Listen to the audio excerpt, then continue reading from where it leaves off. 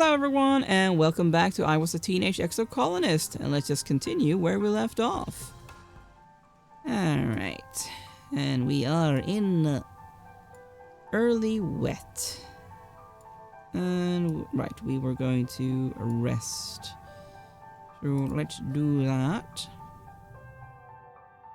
I think. Yeah, sure. Let's do that. You nestle in the cushions, close your eyes, and listen to music.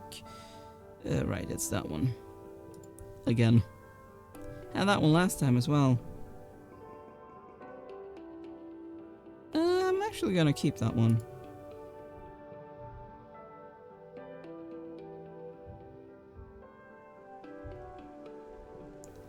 Alright, well, let's head out for another expedition. To the ridges. Oh, or do I have to do something for that? I'm not sure if I do. To be able to help him with the archive of music? I'm not sure where I would go if I would be doing that, though. Might be engineering, but I don't know.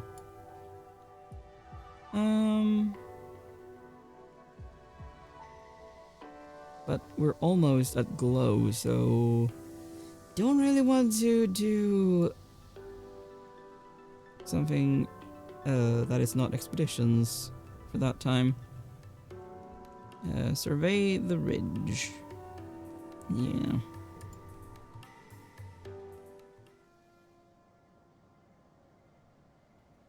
Alright.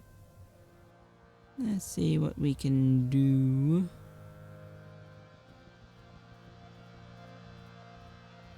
Hello. For once, you see Sim before he sees you.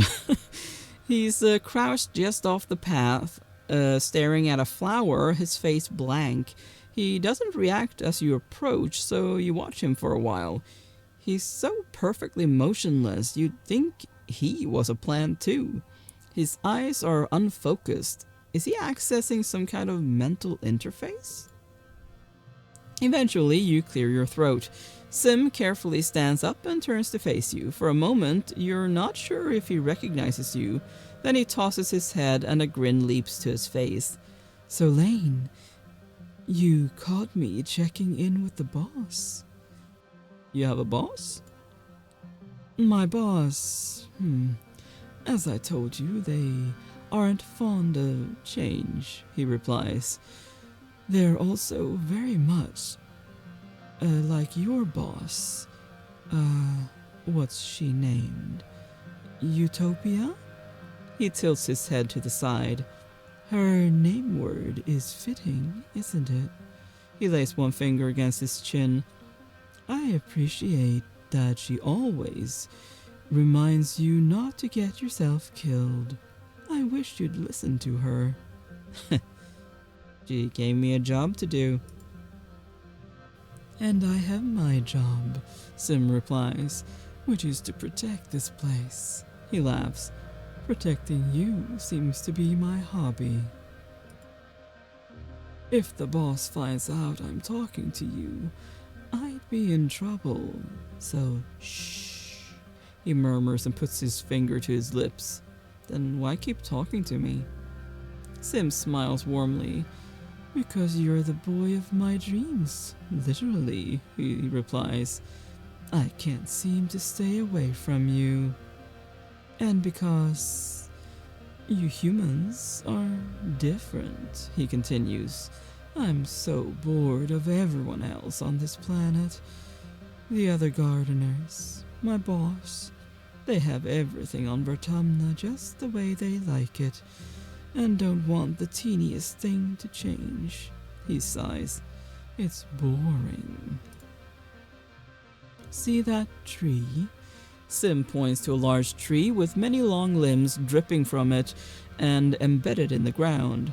That tree was a small creature for part of its life cycle. You call it the Riki. Oh, like my pet. Once it plants its roots, that's where it stays for the rest of its life.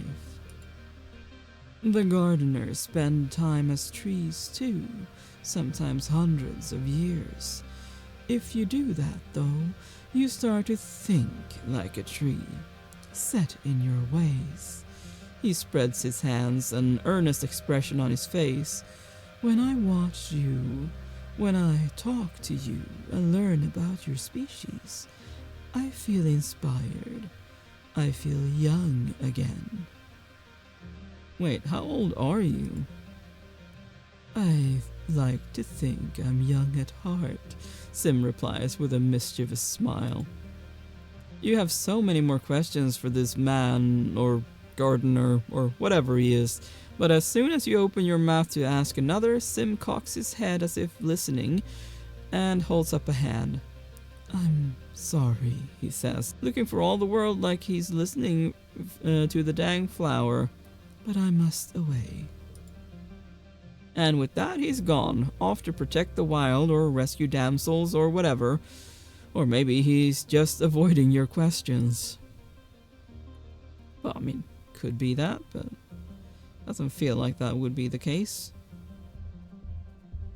Alright! I guess this is how we continue the thing. Utopia's given you clearance to poke around the ruins in the secret valley.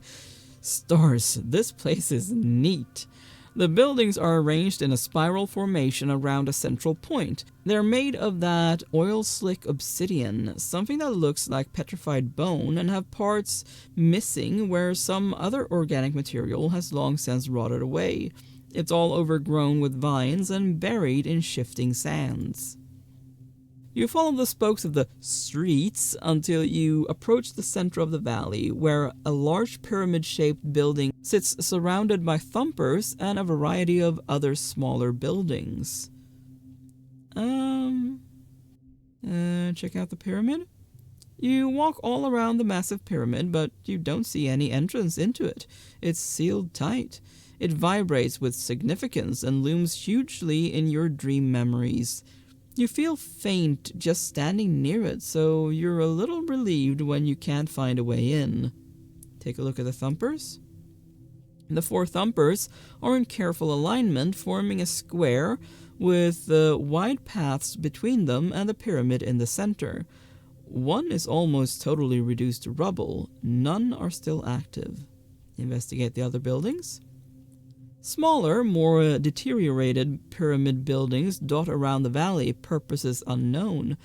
There are also dozens of little obelisks, a couple meters wide with a circular design on one side.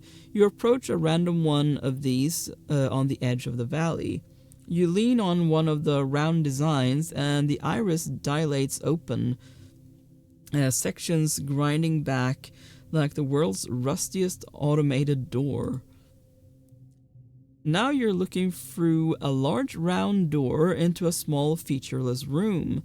Quite small, quite featureless, totally dark, very creepy. But you can hear a faint hum. It's still powered? Bravely walk inside.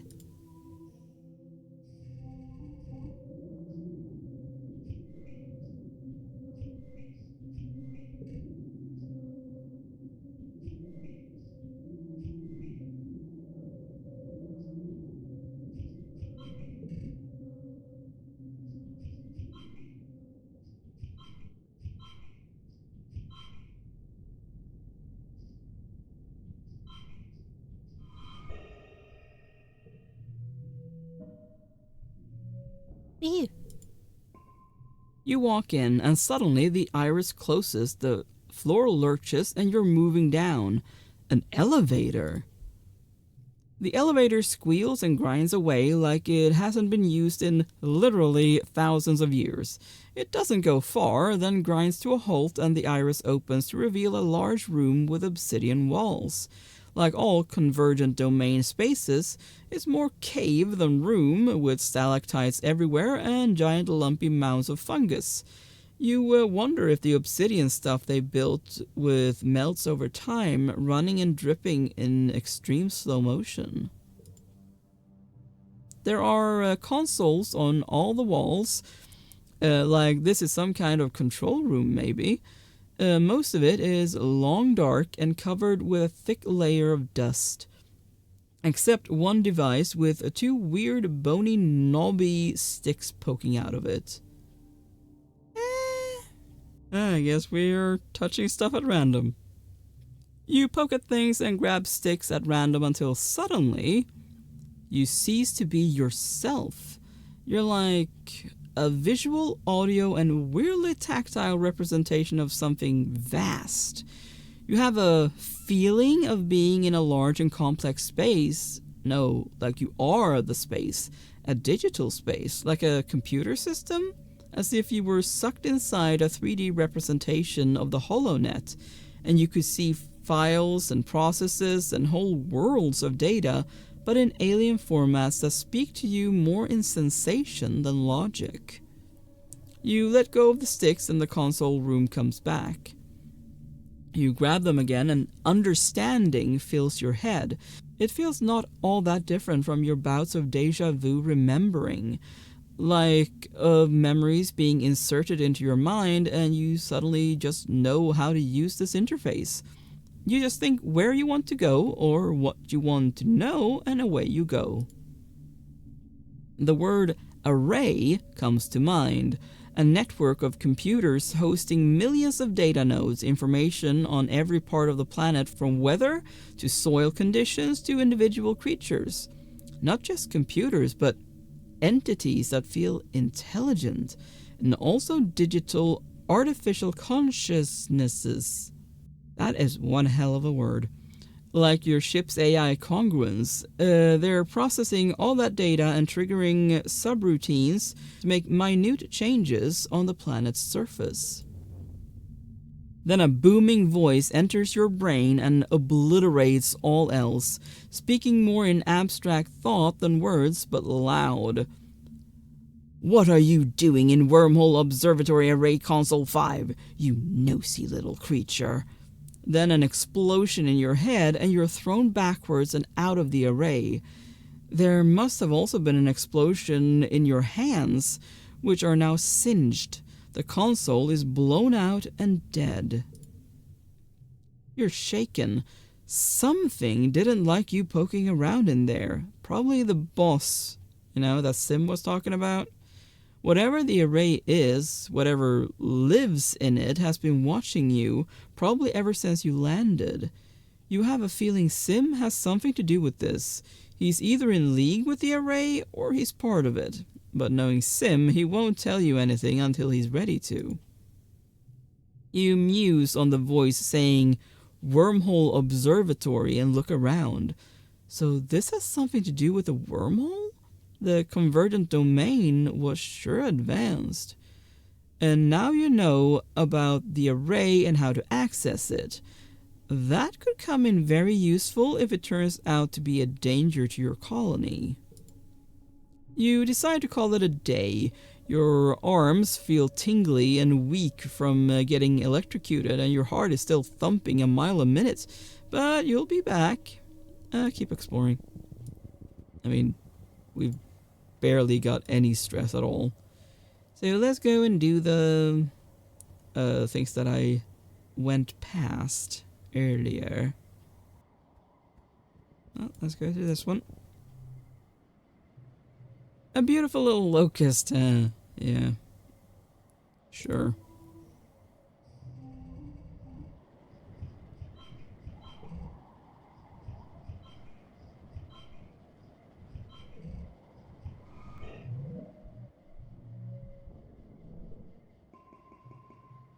Yeah. Let's get away from those locusts.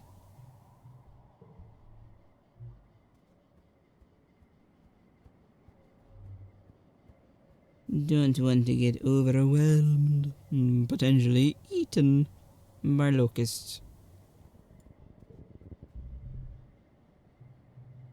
You investigate a weird squeaking noise, eventually following it to its source. An undulating swarm of sleek creatures are gathered on the cliff above you.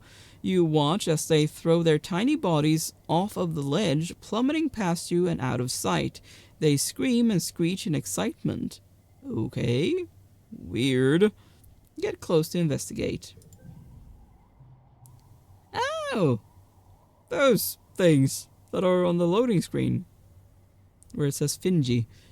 You pick your way down the slope, finding a second herd of miraculously unharmed weasels at the bottom. As you watch them, one lands on your head and, squeaking indignantly, goes to join the rest of its kin. Ouch!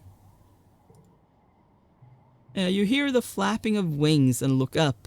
A whole colony of pink and orange Dorb's moth clings to the rock overhead, nearly camouflaged.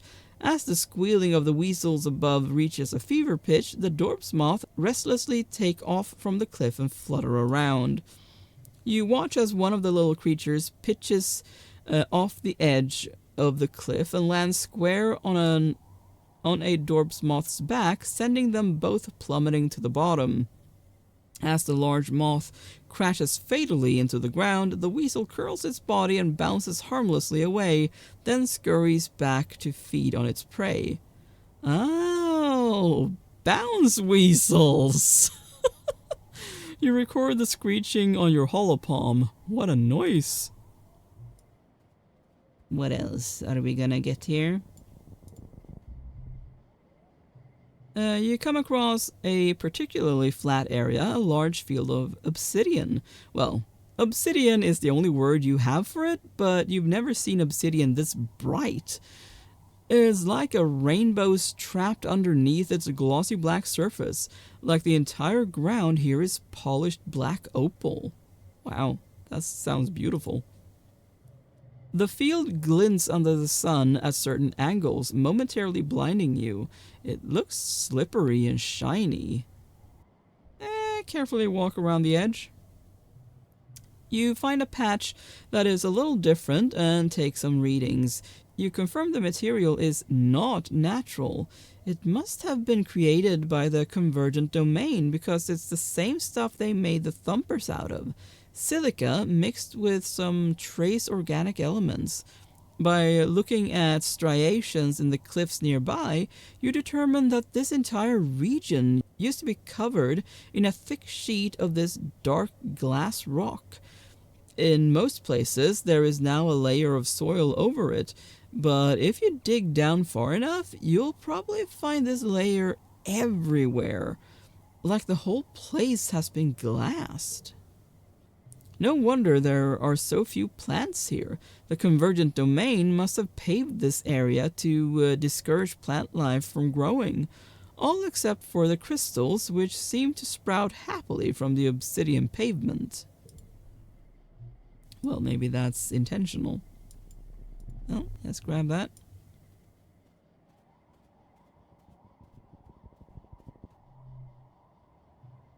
A precarious natural land bridge drops down sharply on both sides, yeah. Do it carefully. I think that's everything. So let's head back. Alright.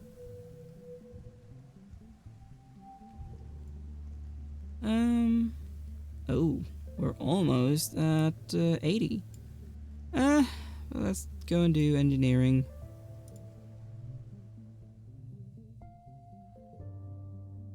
Sim asked you for data on human culture, television shows, music, books, things like that. You have unlimited access to Congress's media archives through your holopalm, but for Sim, it will be a little more complicated. You'll need to find a physical storage unit with enough memory to contain a chunk of the holo archives. Steal one! The robot workshop would be a good place to look. You sneak in, nobody around. Good. You rummage around until you find what looks like a portable holo unit in a drawer, then find a port in the wall to plug it into. An interface pops up with options to copy data onto the tiny drive. Perfect. You start by carefully copying your very favorite vids and games, then realize there is a ship ton more room on this tiny device.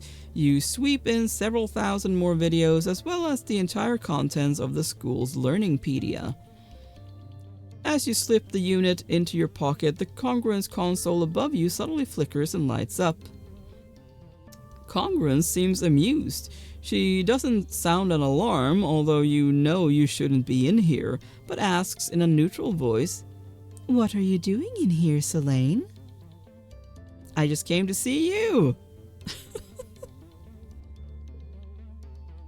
Congruence allows her expression to show doubt, though she seems flattered. You chat for a bit, then she tells you to get out before you get in trouble. She seems to be lonely. Can an artificial intelligence get lonely? It's something you've never really thought about before. You guess she must miss Professor Hal quite a bit.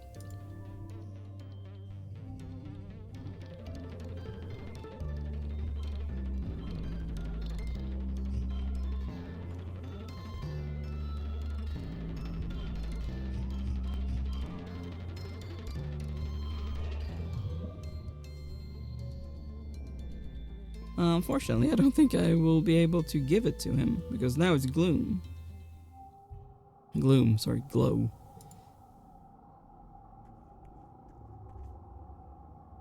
Yeah.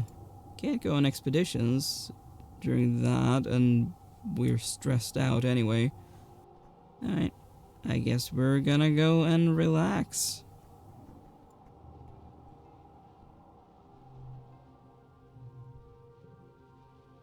The world outside the lounge is dark and eerie, lit mainly by bioluminescent plants and the wormhole that sits low and fat in the sky like an omen. The whole planet feels haunted.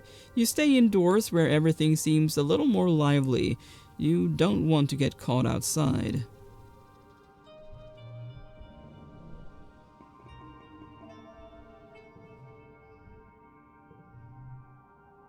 Knowing the attack is coming, as it always comes in glow, does nothing to calm your nerves. There's only so long you can handle doing nothing, pretending like everything is going to be fine. As the month draws longer, you find yourself almost compulsively walking the walls, scanning the tree line for the first sign of trouble. You're there when you see them, dark on dark shapes coming out of the forest, perfectly silent. You watch with the lookouts as more and more figures amass at the forest's edge. Minutes pass as the horde pushes into the firebreak, numbering at least, it must be in the thousands, more animals than you've ever seen in one place. The ground is choked with a teeming carpet of smaller creatures darting in and among the legs of... No. Oh no. Oh, the big one? Or... Oh boy. The forest bends as the Faceless emerges from its depths, followed by two more. The mood on the walls is discouraged. One Faceless destroyed your colony. Two Faceless required an irresponsible number of explosives to take down. How are you supposed to be able to handle three? Yeah, I mean, I can't do that, so, flee! You duck your head and rush towards the safety of the quarters. As you run, you notice the colony defenses are mediocre. As you run, you notice that the colony seems to be holding its own. Nothing has breached the walls yet, and it seems that the tide of monsters emerging from the trees has slowed. The colony looks evenly matched. The battle's not in the bag, but so long as the defenses hold, things look hopeful. You're descending from the walls when you are thrown to the ground by a tremendous rumble. A few meters in front of you, something tunnels towards you through the mud.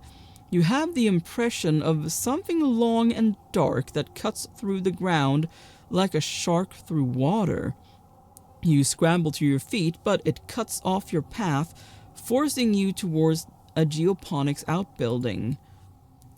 It's a storage shed, mostly empty besides bales of hay used as float cow feed. It's dimly lit, but you think you see another door at the far end. The creature advances, throwing up rocks and chunks of dirt as it tunnels closer. Sure. Oh boy, 99!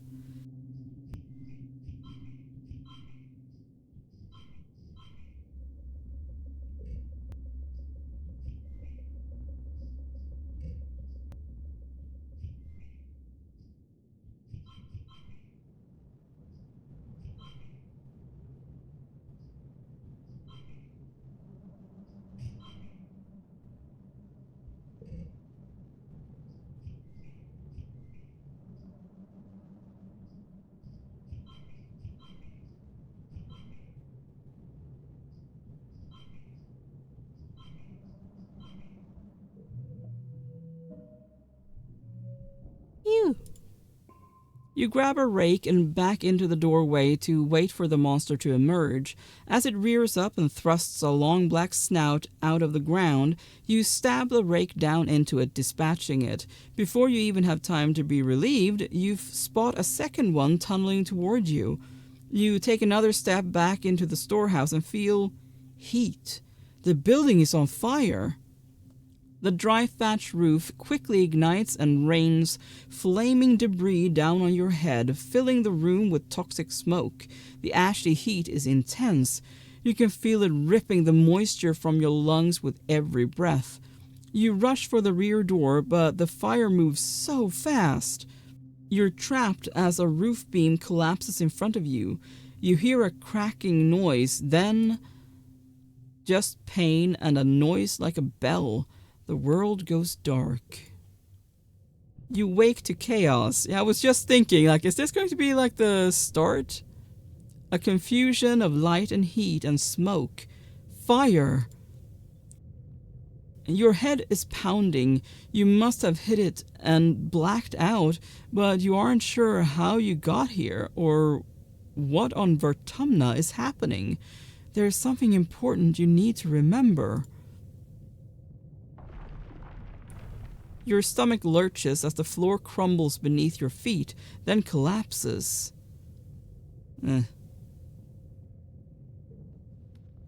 Your body aches and your eyes burn from the smoke. A figure appears through the flames. It's your friend. Your friend? Wait, why can't you remember her name? She's gesturing and shouting at you, but all you hear is a ringing in your ears. Climb out. You try to stand up, but one of your legs folds uselessly underneath you. It won't hold your weight. Your friend pulls you out of the rubble. She throws your arm over her shoulder and half drags you towards the door. And there's going to be a monster here. Through it, you see a deep, eerie twilight, dark blue and cold against the heat of the fire around you. Glow season. Glowing eyes. You shake your head to clear your vision. Is that some kind of dog, like from Earth? No. Wait, hold on. You remember this from another life. Yes. Not a dog, a monster. It's about to end your life and probably Nem's too. She tightens her grip on you. You prepared for this earlier. Did I? I guess I did. You've remembered this day for many years. The choking heat of the fire, this dog creature's dead yellow eyes haunting your dreams. You've prepared for it. Specifically, you've installed an armed freeze trap right where you knew the animal would be standing when it transformed into a towering horror. As it does, you trigger the detonator. The trap sucks inward, drawing all the heat from its surroundings. The monster's feet are frozen to the floor as it instantly crystallizes, becoming an ice statue. Nem doesn't stop to wonder how this happened. She gives the statue a solid kick and it shatters into a million fragments. You emerge from the inferno of the shed, burned and confused but alive. Anemone smiles. It's good to be alive. You have your wounds tended in the med bay. Other soldiers there are in much worse shape, but at least the battle is over. It was long and bitter, resulting yet again in the destruction of most of the sawmills and arable land. The defenders managed to repel the Xenos before damage could be done to the inner colony, or maybe the monsters lost interest before finishing the job. It's as if the planet wants you to suffer, but doesn't actually intend to finish you off. Yet, anyway. But for now, you're just happy you've survived to live another day. And that day is my birthday. Yep. By the time you've recovered, the suns have returned. It's your 20th birthday. You're a fully fledged adult now, though in many ways you already were, and have been for a long time. You and your friends step out to greet the new day and start the rest of your life on Vertumna. The end. Okay, well, you reached your 20th birthday.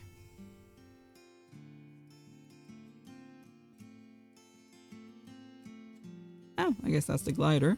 Yep, an explorer. It's me. And an engineer.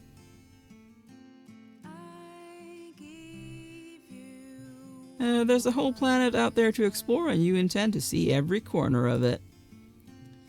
It's a dangerous planet out there, but also full of endless frontiers and new discoveries to make. You lead a survey team. You eventually become Utopia's second surveyor, and the two of you run things together for many years. She counts on your knowledge and your level head to ensure that future explorers stay safe while also respecting the planet. But what about... Your lover Rex grows from good boy to good man. Rex enjoys his work on the construction crew, but he's not passionate about it. Eventually, he realizes that he doesn't care about building buildings. He cares about building communities. He transfers from construction into helping out in the creche full-time. With all the new babies being born, there's no shortage of children to care for, even though he's much better with the older kids who can wrestle and chase him around. It's a great fit for his energy, and the kids absolutely love him. Rex has a lot of love to spread around, and so do you. Together, you embark on the adventure of dating other people, sometimes at the same time. Okay, there's jealousy and hurt feelings sometimes, but your relationship only gets better and better with every heartfelt conversation, not to mention every steamy shared affair. Rex builds you a custom house so you both have your own living quarters. It's all very salacious, and Rex enjoys being the talk of the colony. Rex is very into the idea of children and contributes to a few on his own before you're ready to have some with him. Between your kids and the ones that visit him from time to time, your swinging bachelor pad becomes a family home filled with love. Rex always seems abundantly happy with his lot in life, like crashing on Vertumna was the best thing that ever happened to him. It's remarkable that the heliopause could have made someone like him, but you're glad it did. He slows down a little as time goes on, mellowing out and becoming more quiet in his self-confidence. He confides in you that his dog genes will probably mean that his life will be a little shorter than the average human's, but that he wouldn't trade any minute of it. But what about... Your parents never got to see their colony through, but you live on in their stead. They'll always be with you, in the ground you walk on, in the trees that give you shade, and in the cycle of life that sustains you. But what about? Your Riki grows from the size of a small dog to the size of a bear, becoming more and more unwieldy and more terrifying to small children. Before the council can force you to do anything about your arachnid octopus friend Rikitiki, just disappears. You look everywhere in the colony for it, but your answer comes from outside the wall, a new Riki nursery tree. Soon the colony is host to many curious Riki pups who call your Riki Tiki home. And in my later years, the days turn to months, eventually becoming years, then decades. Before you know it, you're old. Life is tough but rewarding. Vertumna continues to challenge you and your loved ones. The attacks continue every year, getting harder and harder to withstand. And not just that, but droughts, earthquakes, diseases, storms, pestilence, and more. Some years you worry that the colony and humanity will be wiped off the map for good, but humans are good at surviving. The adversity strengthens your resolve. You mourn your dead, celebrate your births, and keep adapting to whatever the planet throws at you.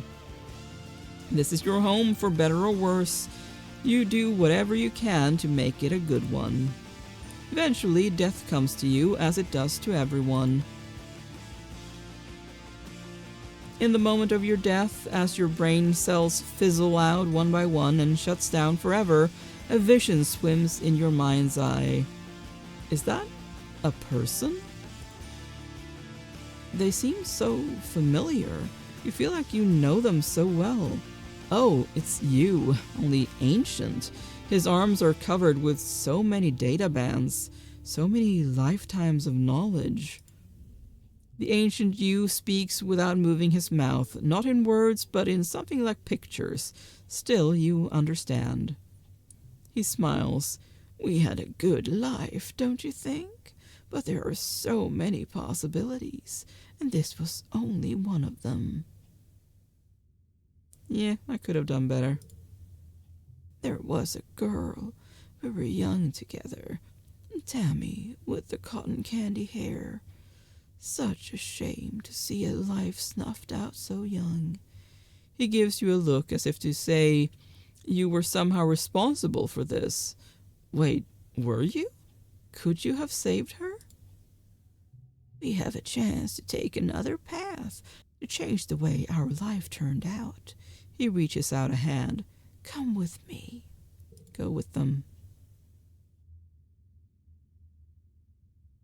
Alright. Obviously, that is the end of this playthrough, and I quite enjoyed it. I mean, there were obviously things that annoyed me with some people, you know, like the soldiers and Lum and stuff like that.